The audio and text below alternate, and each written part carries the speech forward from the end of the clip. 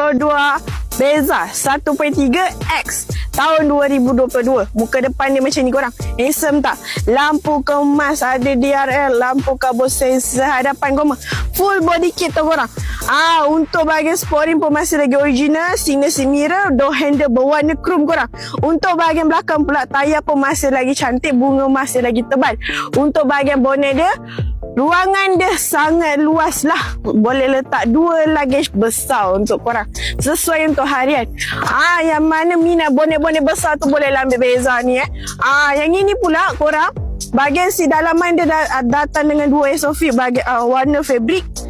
Lepas tu dashboard pun cantik, tak ada calas, steering biasa apa semualah kan. Untuk bahagian depan dia pula korang, masih lagi cantik seat dia. Tak ada koyak, span pun tak ada terbuka.